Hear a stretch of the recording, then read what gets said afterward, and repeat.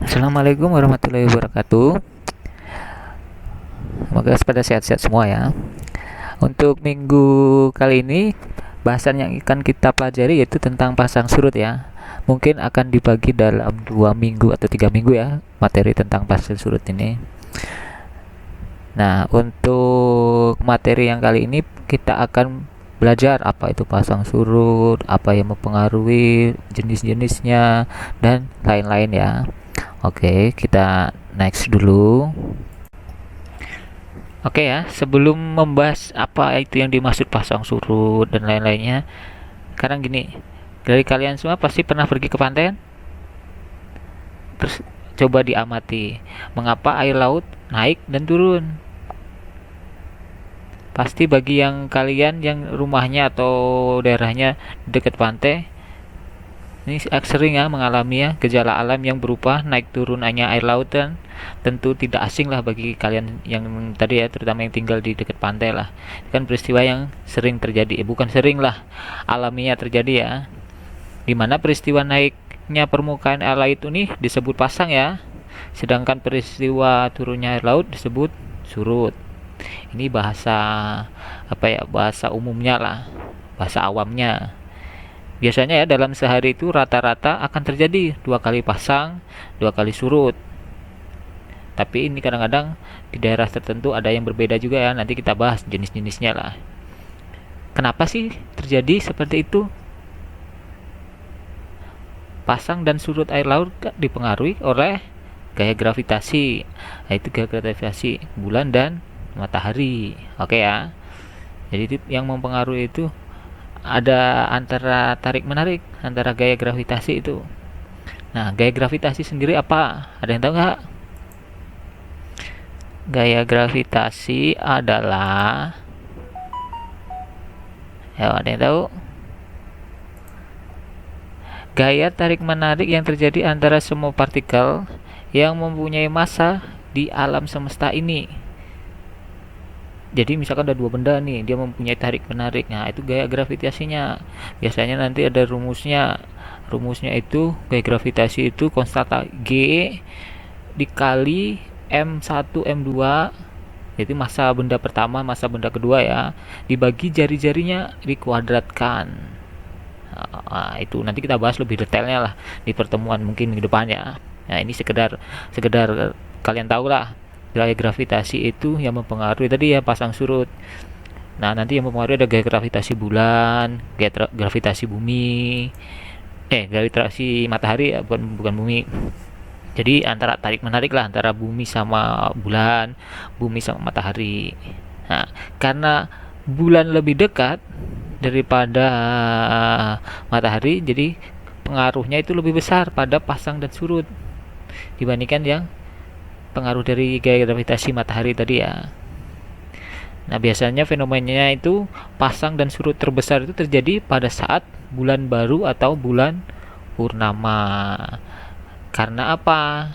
Karena pada saat itu matahari, bulan, dan bumi itu berada dalam bidang segaris.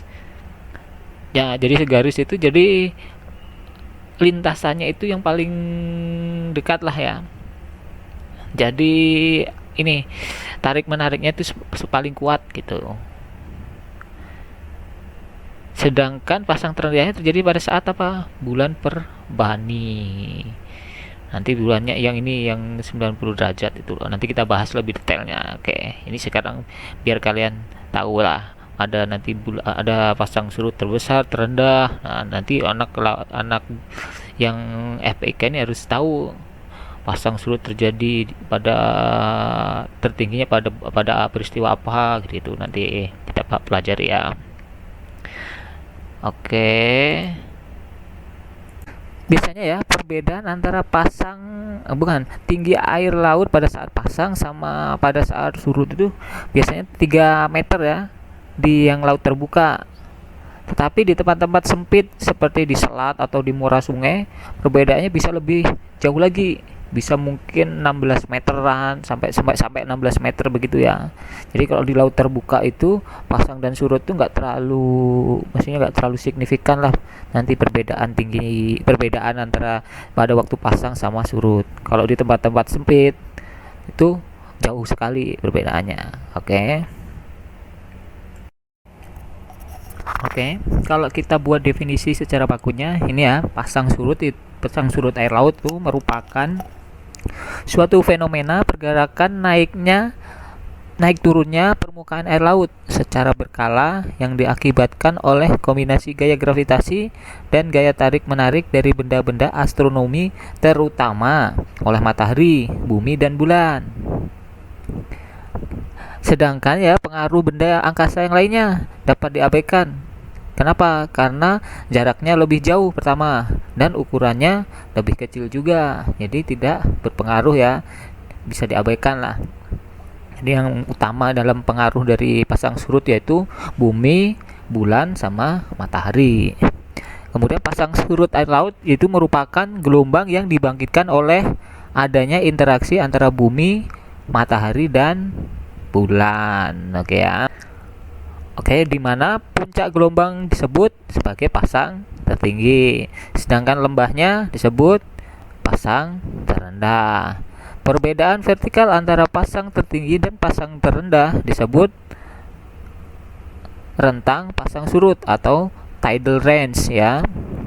Periode pasang surut adalah waktu antara puncak atau lembah gelombang ke puncak atau lembah gelombang berikutnya. Jadi gimana maksudnya? Jadi ini kan pasang surut itu kan seperti bisa kita analogikan seperti itu loh, grafik osilasi. Jadi ada puncaknya, ada lembahnya. Jadi nanti periode itu sama dengan apa? Jarak atau waktu yang dibutuhkan ya untuk membentuk satu periode gelombang, satu gelombang ya. Di satu gelombang itu yang kayak gimana? Satu gelombang itu misalkan awalnya dari puncak, nanti bergerak balik ke lembah kan, balik lagi ke puncak. Atau kalau secara bahasa fisikanya, jarak terdekat antara dua titik yang sefasa. Sefasa itu apa? Memiliki nilai dan besaran yang sama. Nah, untuk lebih jelasnya kita bahas di pertemuan nanti ya, lebih detailnya kita bahas. Oke, ini pengenalan lah yang awal-awal. Nah, di mana harga periode pasang surut biasanya bervariasi ya. Ada yang 12 jam 25 menit hingga ada yang 24 jam 50 menit. Nah, ini nanti biasanya mencirikan atau membedakan lah jenis pasang surut. Kan nanti mungkin ada yang udah pernah dengar, nanti ada yang diurnal, semi diurnal, dan lain-lain gitulah. Pasang surut yang harian ganda, pasang surut tunggal, gitu-gitu nanti kita bahas. Oke ya. Oke, kita next dulu. Oke ya, untuk lanjutnya yaitu tentang teori pasang surut air laut. Oke. Di sini ada dua teori pasang surut air laut ya. Pertama teori keseimbangan atau equilibrium teori, sama teori pasut dynamical teori ya. Nah, untuk teori kesetimbangan atau equilibrium teori itu pertama kali diperkenalkan oleh apa? Sir Isaac Newton. Dia lahir pada 1642, meninggal pada 1727. Pada teori ini menerangkan ya sifat-sifat dari pasut itu secara kualitatif. Kualitatif itu apa? Dia dinilai berdasarkan kualitas ya. Terus teori ini terjadi pada bumi ideal yang seluruhnya permukaannya ditutupi oleh air dan pengaruh kelembapan atau inersia itu diabaikan. Teori ini biasanya itu menyatakan bahwa naik turunnya permukaan laut itu sebanding dengan gaya pembangkit pasang surut. Nah, untuk memahami gaya pembangkit pasang surut biasanya dilakukan dengan memisahkan ya gerakan antara sistem bumi, bulan, sama matahari menjadi dua sistem. Jadi kan ada tiga benda kan, ada bulan, bumi, sama matahari. Itu sistemnya dipisahkan jadi dua kalau dalam teori ini, yaitu sistem bumi bulan sama sistem bumi matahari. Oke ya, ingat ya, untuk teori keseimbangan itu sistem yang pergerakan dari sistem ya, ada kan bumi, bulan, sama matahari, itu dibagi menjadi dua. Sistem yang pertama itu sistem bumi bulan, yang kedua ada sistem bumi matahari. Oke ya, pada teori kesetimbangan ini bumi diasumsikan tertutup oleh air. Jadi bumi itu diasumsikan ya tertutup oleh permukaan air tuh kan, di laut kan ada air kan. Jadi bumi itu diasumsikan tertutup oleh permukaan air dengan atau tertutup oleh air ya dengan kedalaman dan densitas yang sama. Kedalaman tahu ya, nanti kalau di marine science nanti kedalaman itu batimetri. Densitas itu apa? Massa jenis ya. Massa jenis nanti bisa kita cari apa, massa per volume. Oke ya. Massa jenis air laut berapa? Nah, nanti mungkin di pembahasan berikutnya atau mungkin nanti di soal ujian ya. Oke. Jadi tadi diasumsikan bumi itu tertutup oleh air dengan kedalaman dan densitas yang sama. Kemudian naik turun muka air laut sebanding dengan gaya pembangkit pasang surut. Atau apa gaya pembangkit pasang surut tuh? Biasanya disingkat GPP kan, atau tide generation force ya. Itu apa sih GPP tadi, gaya pembangkit pasang surut tuh? Yaitu resultan gaya tarik bulan dan gaya sentrifugalnya. Oke ya, jadi gaya tarik bulan dan gaya sentrifugal. Gaya sentrifugal itu apa ya, nanti kita bahas.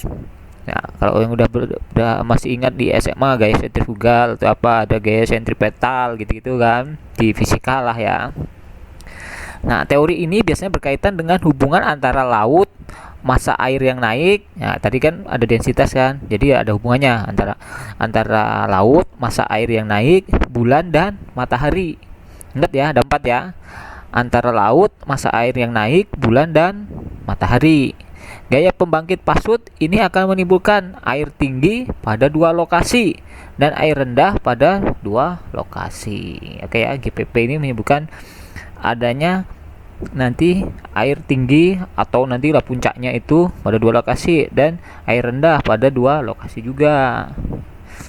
Oke ya, ini untuk teori yang kesetimbangan atau equilibrium theory. Nah, oke. Terus yang untuk dynamical theory gimana? Teori pasut dinamik. Nah, ini kan Pond dan Picard di 1978 ya menyatakan bahwa teori ini merupakan lautan yang homogen. Maksudnya dianggap sama ya, lautannya homogen, diasumsikan menutupi seluruh bumi, masih sama ya kayak tadi, asumsinya masih menutupi bumi pada kedalaman yang konstan. Tadi ada kedalaman sama densitasnya kan, naik turun. Kalau yang sekarang diasumsikan si lautan itu homogen, diasumsikan menutupi seluruh permukaan bumi pada kedalaman yang konstan. Tetapi gaya-gaya tarik periodik dapat membangkitkan gelombang dengan periode sesuai dengan konstitusi konstituennya. Nah, GPP yang terbentuk bukan GPP yang terbentuk ya, yaitu gelombang pasutnya itu terpengaruhi apa aja? Yang pertama kedalaman, luas perairan, pengaruh rotasi bumi, pengaruh gesekan dasar, sama tidal generation force tadi ya. Jadi kalau yang di atas tadi hubungannya itu sama apa tadi? Gaya tarik bulan, gaya sentrifugal, sama hubungannya dengan tadi 4 tadi lah. Air laut, massa air yang naik, bulan dan matahari kan. Kalau yang dynamic ini pengaruhnya apa aja? GPP ya, yang tadi tidal generation force atau gaya pembangkit pasang surut, kedalaman dan luas perairan, pengaruh rotasi bumi, dan pengaruh gesekan dasar. Oke ya, untuk dinamik ingat ya, dinamik itu pembangkit gelombang pasutnya apa aja? Saya ulangi lagi, GPP, gaya pembangkit pasang surut, kedalaman dan luas perairan, pengaruh rotasi bumi, pengaruh gesekan dasar. Jadi ada di gesekan, di dasar laut ada gesekan kan, sama pengaruh rotasi bumi. Nah, teori ini pertama dikembangkan oleh Laplace ya. Nah, kalau yang teori apa tadi, teori kesetimbangan tadi kan sifatnya pasut secara kualitatif kan. Kalau pasut dinamik ini, teori yang dynamical teori ini, sifat pasutnya itu secara kuantitatif. Oke ya, bisa bedain ya. Kalau yang tadi secara kualitatif, kalau yang dynamical ini secara kuantitatif. Oke. Oke, next ya. Oke, next dulu. Nah, sekarang kan kita bahas yaitu jenis-jenis pasang air laut ya. Yang sudah saya singgung di depan tadi kan, ada posisi pada waktu bulan sejajar, bulan tidak sejajar gitu kan. Nah, yang jenis yang pertama yaitu pasang laut purnama atau biasa disebut dengan spring tide. Nah, yang kayak gimana sih pasang laut purnama ini? Pasang laut purnama yaitu atau spring tide itu terjadi ketika posisi bumi bulan berada dalam satu garis lurus. Pada saat ini pasang naik yang sangat tinggi dan pasang surut yang sangat rendah yang akan dihasilkan. Jadi posisinya itu ini.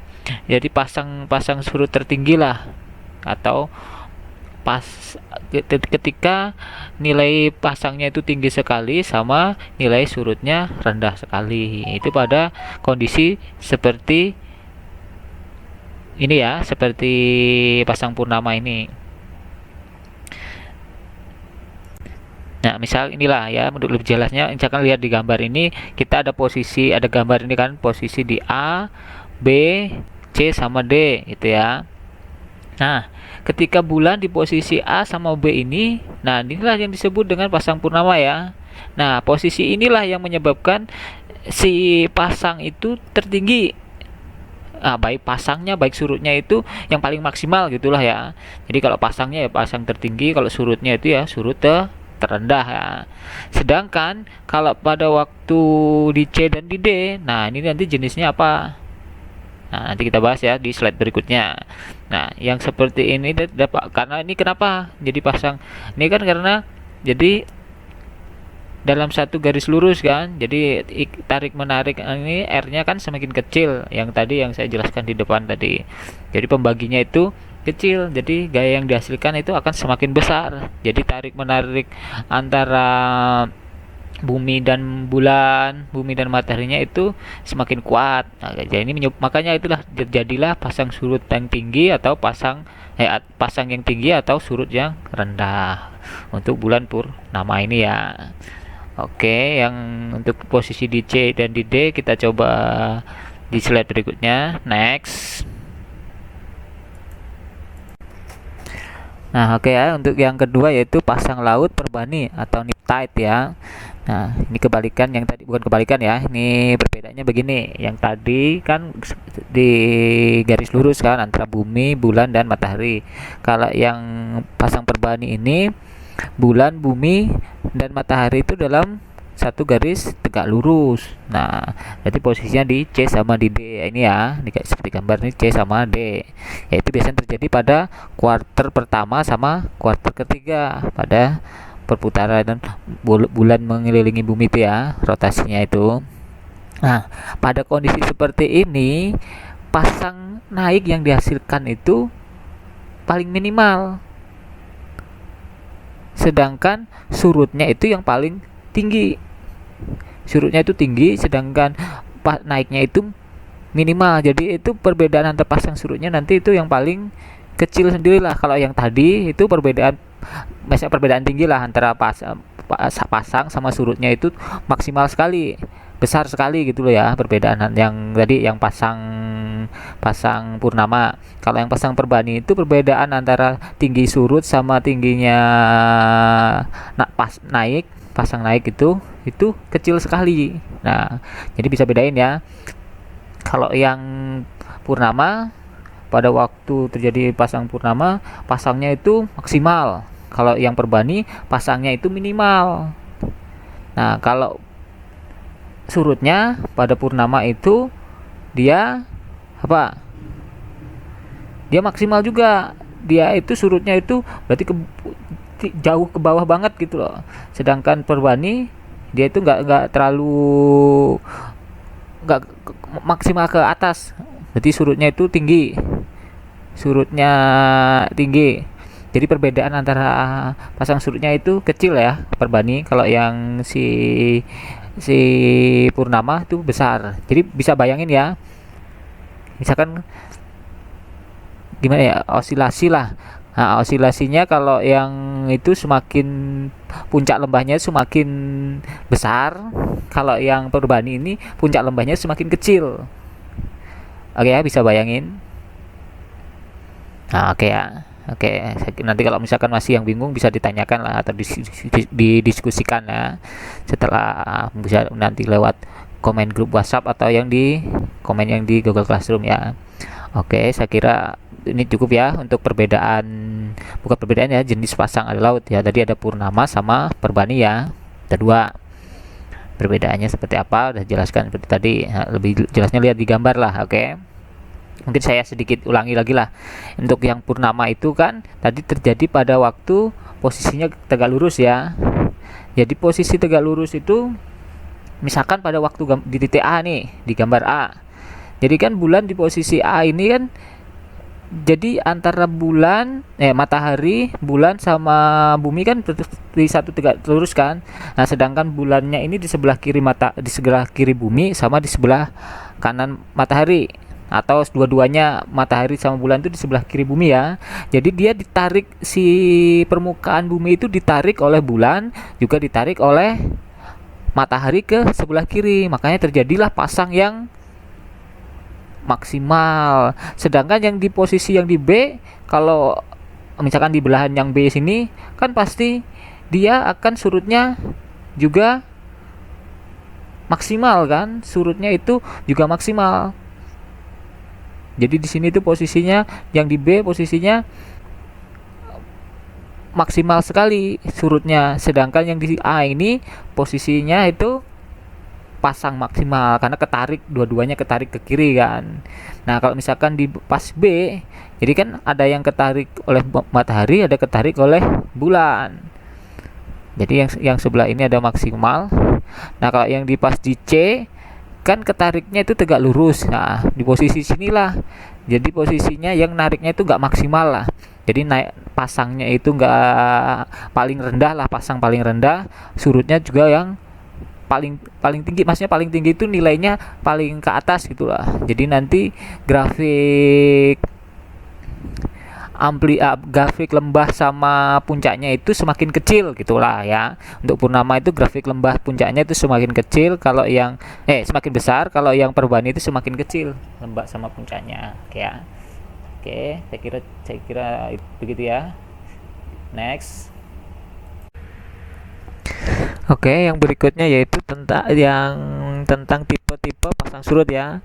Nah, biasanya di Indonesia itu bentuk pasang surut tuh beda-beda, tidak sama ya, tidak selalu sama. Misalkan seharinya itu terjadi 2 pasang 2 surut, tidak. Ini tergantung tergantung dari kondisi perairannya masing-masing tuh.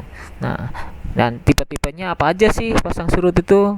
Nah, biasanya itu tipe pasang surut ditentukan oleh apa? Nah, biasanya ditentukan oleh frekuensi dari air pasang dengan surut setiap harinya.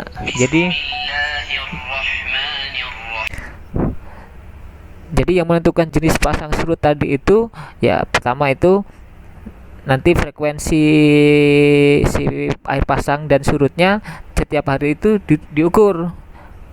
Misalkan setiap harinya terjadi frekuensi pasangnya itu sekali, terus surutnya sekali, mungkin disebut dengan jenis apa, mungkin dua kali, atau mungkin ada yang sekali, ada yang 2 kali, si pasangnya sekali, surutnya 2 kali. Nah, bisa disebut pembedanya dari segi frekuensinya ya, frekuensi terjadinya pasang dan surutnya tersebut. Apa sih yang menyebabkan perbedaan tuh? Biasanya perbedaan si tipe-tipe tadi tuh berdasarkan respon di setiap lokasi terhadap gaya pembangkit pasangnya tadi. Misalkan kondisi perairannya tadi kan bisa mungkin topografinya berbeda-beda, atau mungkin bentuk teluk, apalagi dari bentuk selatnya atau lebar selatnya itu berbeda-beda. Nah, itu bisa menyebabkan perbedaan dari si jenis-jenis pasang surutnya nanti. Nah, di sini pasang surut itu dibagi menjadi 4 ya. Yang pertama itu pasang surut semi diurnal atau pasut harian ganda. Apa yang dimaksud dengan pasut harian ganda ini? Nah, misalkan kalau di suatu daerah terjadi 2 kali pasang dan 2 kali surut dalam 24 jam. Nah, ini disebut dengan pasang harian ganda karena dalam satu hari itu terjadi 2 kali pasang dan 2 kali surut. Nah, di mana periode pasang surutnya rata-rata biasanya itu 12 jam 24 menit. Nah, di Indonesia biasanya di perairan Selat Malaka. Ini biasanya di daerah-daerah Selat Malaka ini sering terjadi pasut harian ganda ya. Oke, ingat-ingat ya, ini pasut harian ganda kalau di Indonesia terjadi ya, di Selat Malaka ini. Oke. Kemudian yang kedua, pasut diurnal atau pasut harian tunggal. Apa itu? Pasut harian tunggal itu 1 kali pasang, 1 kali surut dalam 24 jam. Jadi satu hari itu terjadi 1 kali pasang sama terjadi 1 kali surut. Periodenya berapa? Nah, periode pasang surutnya untuk kasus harian tunggal ini biasanya itu 24 jam 50 menit. Nah, ini seringnya terjadi mana? Di Selat Karimata. Di selat ini tuh sering terjadi pasut harian ganda, pasut harian tunggal ya, atau diurnal, pasut diurnal. Terus yang ketiga yaitu pasut pasang surut campuran condong harian tunggal. Nah, atau ini biasa bahasa Inggrisnya mixed tide prevailing diurnal ya. Nah, ini pasut yang gimana? Pasut yang tiap harinya terjadi 1 kali pasang dan 1 kali surut. Tetapi kadang-kadang itu terjadi 2 kali pasang dan 2 kali surut dengan tinggi dan waktu yang berbeda. Oke ya, ingat ya. Terjadinya itu di Pulau Selat Kalimantan sama pantai ya, pantai selatan Kalimantan sama pantai utara Jawa Barat. Ini biasanya terjadi campuran condong harian tunggal ya, campuran condong harian tunggal. Nah, ini 1 kali pasang 1 kali surut, tapi kadang-kadang terjadi 2 kali pasang 2 kali surut. Nah, oke ya, paham ya. Nah, terus yang terakhir pasut campuran condong harian ganda. Nah, kalau yang nomor 3 tadi harian tunggal, kalau yang nomor 4 harian ganda. Nah, ini merupakan pasut yang terjadi 2 kali pasang 2 kali surut dalam sehari. Tapi terkadang 1 kali pasang dan 1 kali surut dengan memiliki waktu dan tinggi yang berbeda. Jadi bedanya sama yang nomor 3 tadi. Ntar sebelum bedanya, nah ini biasa terjadi di mana kalau di Indonesia? Nah, ini ya di pantai selatan Jawa sama Indonesia bagian timur. Nah, kalau yang condong harian tunggal tadi itu 2 pasang 2 surut, kadang-kadang terjadi kembali ya, 1 pasang 1 surut, kadang-kadang terjadi 2 kali pasang 2 kali surut dengan waktu dan tinggi yang berbeda. Oke ya. Kalau yang condong harian ganda itu kebalikannya. Jadi 2 pasang 2 kali surut, tapi kadang-kadang itu terjadi 1 kali pasang 1 kali surut dengan tinggi dan waktu yang berbeda-beda. Tempatnya di selatan Jawa sama Indonesia bagian timur. Kalau yang harian tunggal condong harian tunggal tadi ke selatan Kalimantan sama utara Jawa Barat. Nah, itu jenis-jenis pasut ya. Nanti jadi kalau udah ditanya jenis pasut apa aja, ada 4 kan. Pertama, pasut harian ganda, harian tunggal, terus condong harian tunggal, condong harian ganda. Oke. Oke ya, untuk pengenalan tentang pasut saya kira cukup dulu ya untuk sekarang. Untuk materi kali ini saya mungkin kayaknya cukup untuk pasut. Nah, nanti yang untuk materi berikutnya kita pasut yang kedua lah ya. Kita bahas lebih detail bagaimana cara menghitung gaya tarik antara pasut. Mungkin gaya-gaya yang mempengaruhi pasut lah, GPP-nya tadi kita bahas lebih detail. Oke. Dan kasih mungkin nanti contoh-contoh soalnya juga. Oke, next. Oke, yang berikutnya yaitu tentang tipe-tipe pasang surut ya. Nah, biasanya di Indonesia itu bentuk pasang surut itu beda-beda, tidak sama ya, tidak selalu sama. Misalkan seharinya itu terjadi 2 pasang 2 surut, tidak. Ini tergantung di tadi ya, tergantung dari kondisi perairannya masing-masing tuh. Nah, dan tipe-tipenya apa aja sih pasang surut itu? Nah, biasanya itu tipe pasang surut ditentukan oleh apa? Nah, biasanya ditentukan oleh frekuensi dari air pasang dengan surut setiap harinya.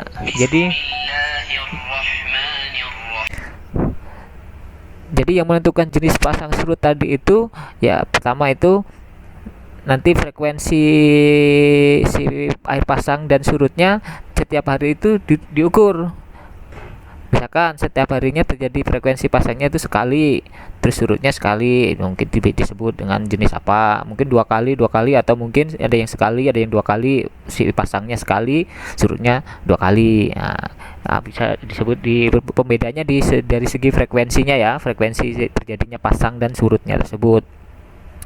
Apa sih yang menyebabkan perbedaan tuh? Biasanya perbedaan si tipe-tipe tadi tuh berdasarkan respon di setiap lokasi terhadap apa, gaya pembangkit pasangnya tadi. Misalkan kondisi perairannya tadi kan bisa tiap, mungkin topografinya berbeda-beda, atau mungkin bentuk teluk, bentuk apalagi dari bentuk selatnya atau lebar selatnya itu berbeda-beda. Nah, itu bisa menyebabkan perbedaan dari si jenis-jenis pasang surutnya nanti. Nah, di sini pasang surut itu dibagi menjadi 4 ya. Yang pertama itu pasang surut semi diurnal atau pasut harian ganda. Apa yang dimaksud dengan pasut harian ganda ini? Nah, misalkan kalau di suatu daerah terjadi 2 kali pasang dan 2 kali surut dalam 24 jam.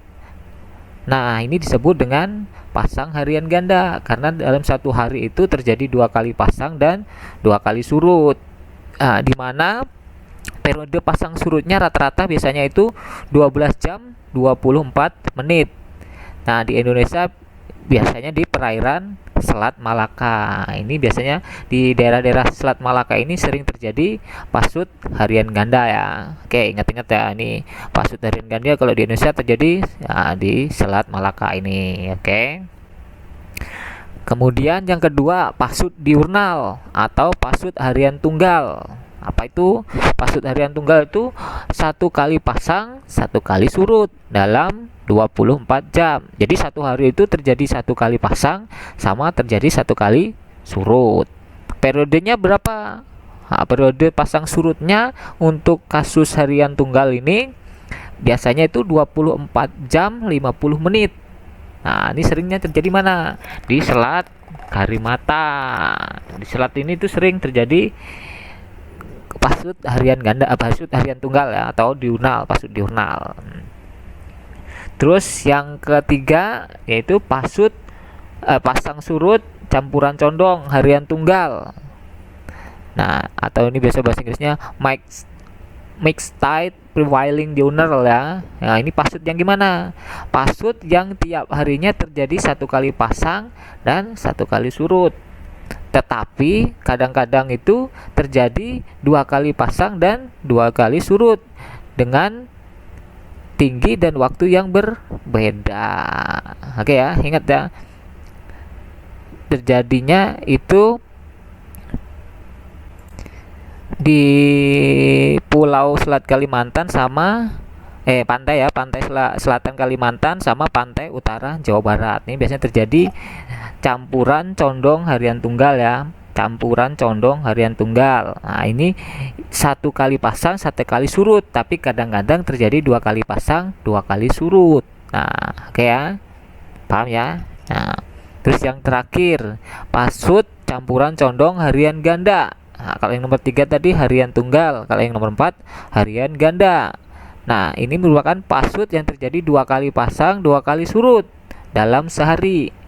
Tapi terkadang 1 kali pasang dan 1 kali surut dengan memiliki waktu dan tinggi yang berbeda. Jadi bedanya sama yang nomor 3 tadi. Ntar sebelum bedanya, nah ini biasa terjadi di mana kalau di Indonesia? Nah, ini ya di pantai selatan Jawa sama Indonesia bagian timur. Nah, kalau yang condong harian tunggal tadi itu 2 pasang 2 surut, kadang-kadang terjadi Kembali ya, satu pasang satu surut. Kadang-kadang terjadi 2 kali pasang 2 kali surut dengan waktu dan tinggi yang berbeda. Oke ya. Kalau yang condong harian ganda itu kebalikannya.